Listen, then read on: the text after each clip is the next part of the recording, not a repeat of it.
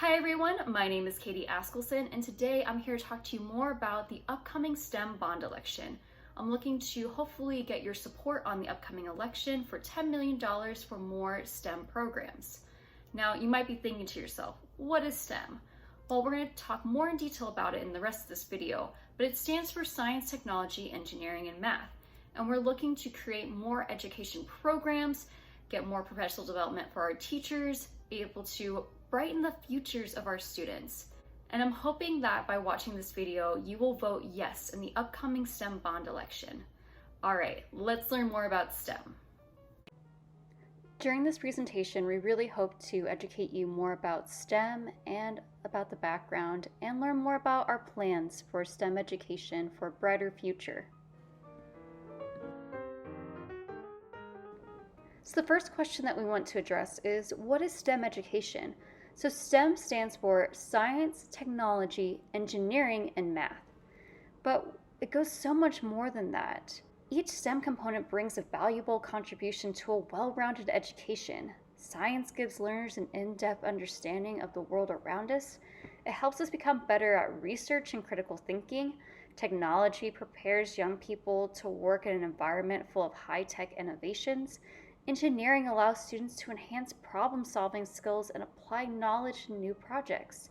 Mathematics enables people to analyze information, eliminate errors, and make conscious decisions when designing solutions. STEM education allows these four core things to be linked together in a cohesive system and prepares professionals to transform society with innovation and sustainable solutions. Now, how did STEM education get started?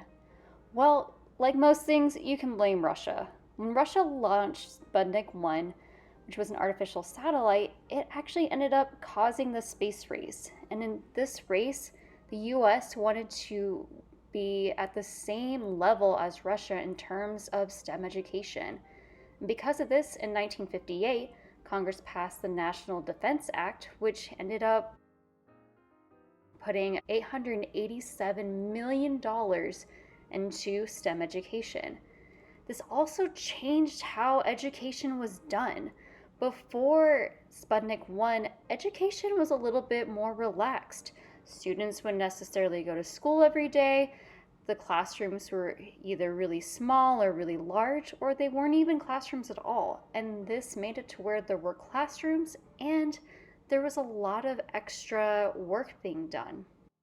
In 1983, Apple II gained acceptance in education and basically kick-started there to be technology classes within schools.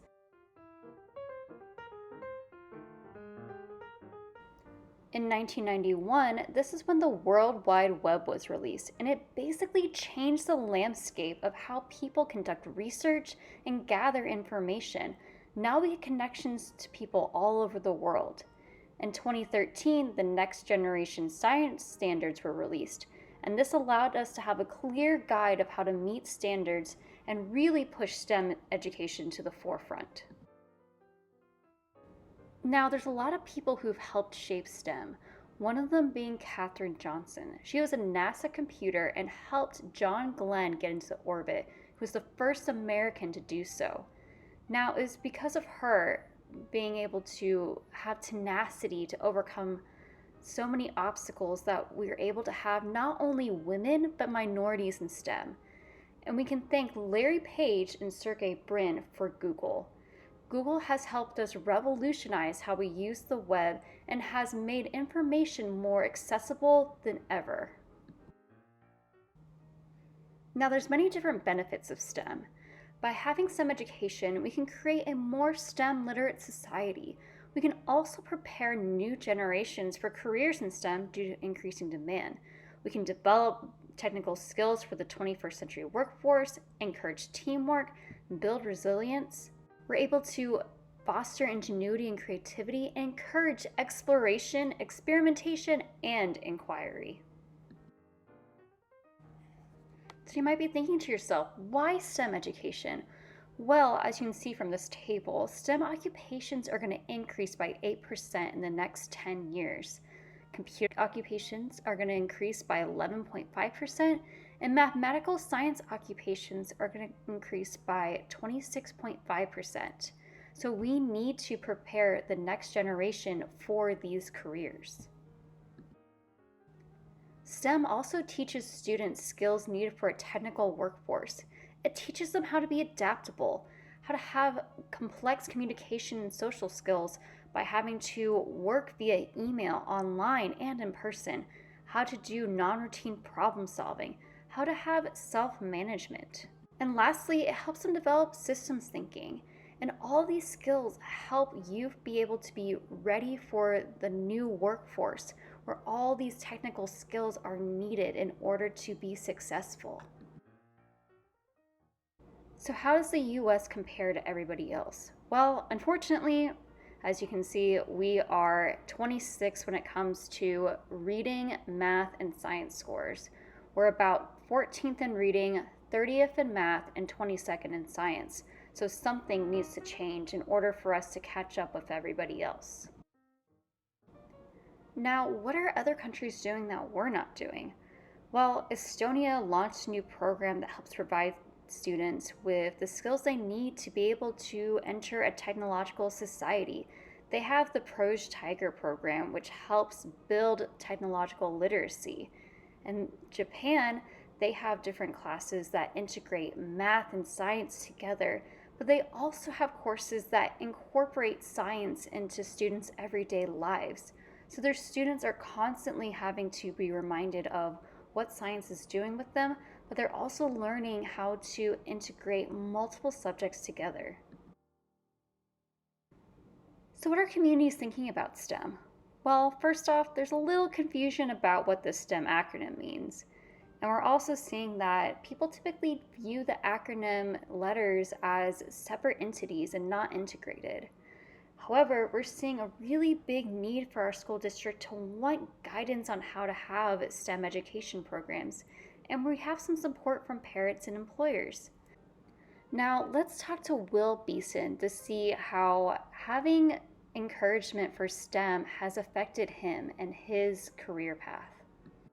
Do you remember any particular teacher or adult who kind of encouraged your interest in the STEM field? So at middle school, there was a couple of teachers called the Geelans. I actually still keep in touch with them. They were the ones that taught me sort of, like, well, I had like more Python at home. They taught me more web development, but they heavily encouraged like me to sort of learn more and expand my boundaries. So whereas with Python, I could sort of make, what was neat with them teaching me HTML was like the ability to make something that you could actually look at, like just from scratch. So it's like, it's neat, the idea of like, oh, I changed this couple of characters and now the background's a different color, or now this thing moves around. The layer of interactivity really made it a lot easier to like engage with it.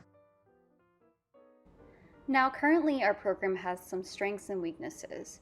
Some of our strengths in science are having lots of high-level activities, we're able to scale these up and down, and we're able to combine them with engineering and be complemented with math.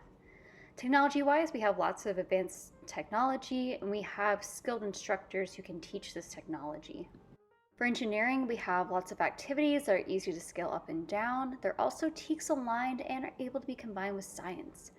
For math, we're able to teach you how to use budgets, and we complement our math subjects with our science subjects. Now, we still have some weaknesses in our program. For science, we don't have anything really geared towards elementary students, and we have too much focus in biology. For technology, none of our lessons really focus solely on technology. Engineering, we need more activities, and we need to integrate technology and more math into these activities. With math, we need to make it more fun and interactive and engaging for the students because it's starting to get a little stale. Now let's talk about our STEM education action plan. So what we're really looking to do is to change the school district. And we want to do this by increasing professional development, developing new curriculum, and starting a new committee. We also want to use different resources like a budget, committee member work, partnerships, and grants. We want to change curriculum. We want to integrate subjects, introduce new subjects, and maker spaces. This will probably take us about 10 years, and we're going to need everybody's support for this change. Now let's talk a little bit about the timeline of this plan. So within 2 years, we want to be able to finish forming and hiring our committee that we're going to use. We also want to have a year of planning so that we can make sure that we have the best possible program. In order to implement it, it's going to take us a few years. We don't want to just make all the changes at once. We want to do this slowly, working with elementary schools first, and then starting to work on high schools and implementing larger and larger change. We're hoping that we will have a self-contained program within 5 years. To evaluate, we want to evaluate quarterly and then biannually, but we may do it more frequently. For the next part of this plan is going to be reform. It's going to take us about 10 years total to do this.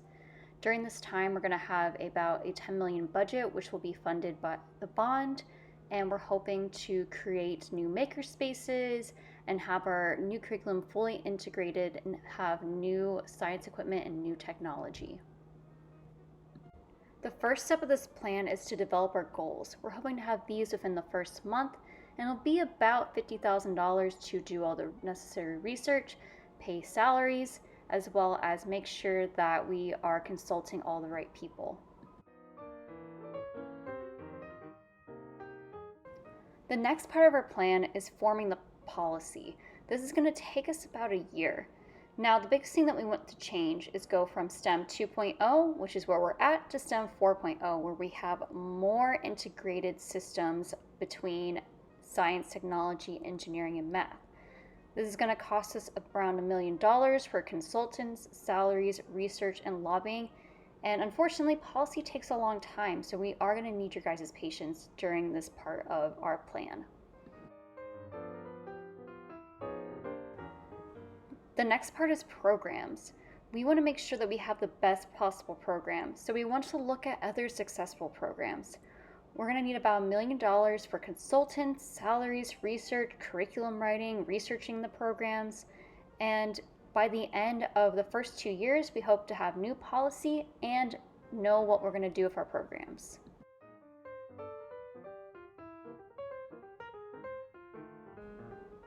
The next part is changing our practices. This is going to take 3 to 5 years. We don't want to just make the changes overnight. We want to slowly implement our changes so that both our teachers and our students get used to them. We want to make sure that our teachers are getting the professional development that they need in order to be successful when implementing these new strategies and STEM education plans.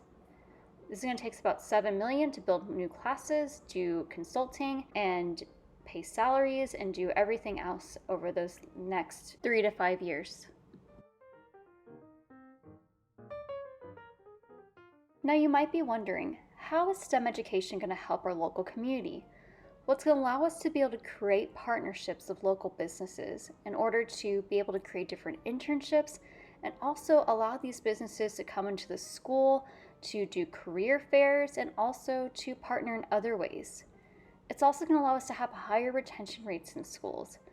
By having a strong STEM program, we're able to increase curiosity and potentially make it to where more students will be successful in grades so that they don't drop out. We're also hoping that we will have increased student involvement in extra STEM curriculars by increasing their interest in different STEM activities. We're also going to have more highly qualified teachers through our professional development. And lastly, we're also going to be more competitive and be able to apply for more grants and be able to have an increased chance of obtaining these grants.